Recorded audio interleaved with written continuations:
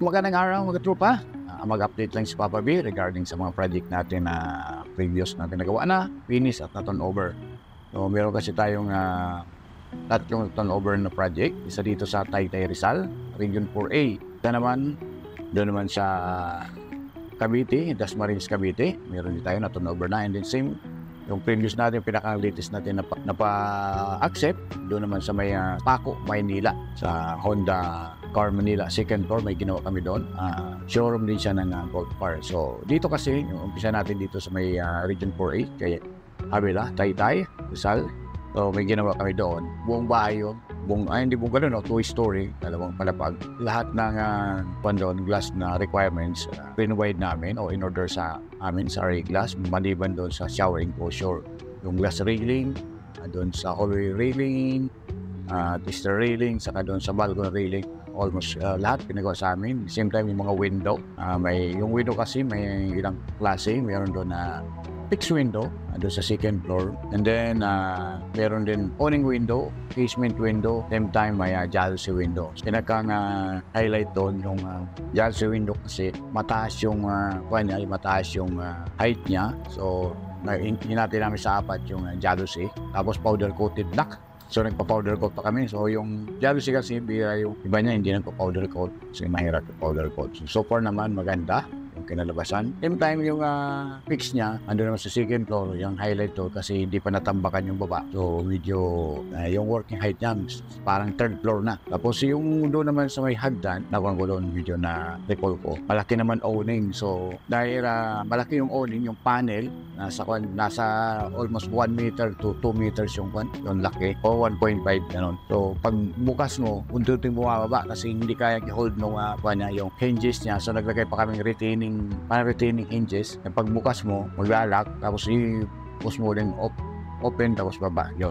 So na-solve namin yun problema. So may mga panses naman. So far nung umulan, may nakalusot pa rin na tubig ulan, pero naayos naman namin, na-eliminate naman yung leak. So far may umulan ulit, wala nang leak. Yun yung mga kaganapan doon dito sa Avila. So far challenge, doon natapos naman. So yung naalala ko pala doon, yung screen, so swing, parang hindi sobra sa standard yung screen. So nagkukulabor body yung frame.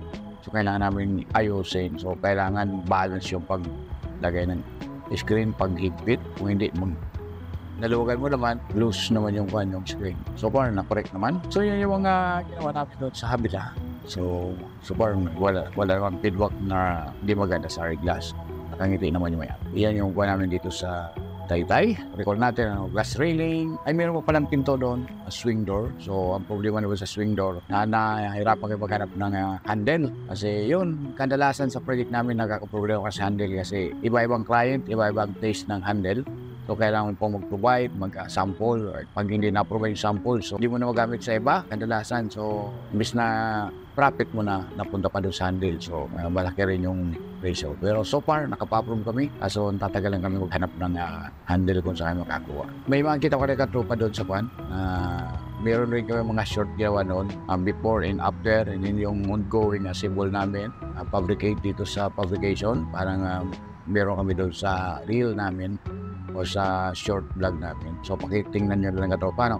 Kung may mga katanungan kayo doon sa mga gawa namin, i-message na lang at paki-comment yan sa comment button natin. At kung hindi pa kayo subscribe sa aking YouTube channel katropa, paki-subscribe naman please. Makita nyo sa baba ng ating screen, meron dyan ang bell button, paki-click na lang yon at para makapag-subscribe kayo para sa mga susunod natin mga video, isa kayo sa mga notify at malalaman nyo kung may bagong si Papa B. So, sa mga gino ko taga-subaybay, shout out mga palaging nagpapalo na aking vlog. Maalala ko na katuwa, paki-share itong ating vlog. Every panood nyo, paki-share na lang para mas marami pang makapanood, makakuha ding idea sa mga ginagawa natin vlog. Kung may mga question kayo, katanungan, please comment. Hanggang sa muli, maraming salamat, bye-bye. Even when you feel low, you can still go. Even when you feel slow, you can still go. Even when there's no hope, you can still go. I never answer to no, man, I still go. Go, go, go, go, go, go, go, go, go, go, go, go, yo, go, go. go.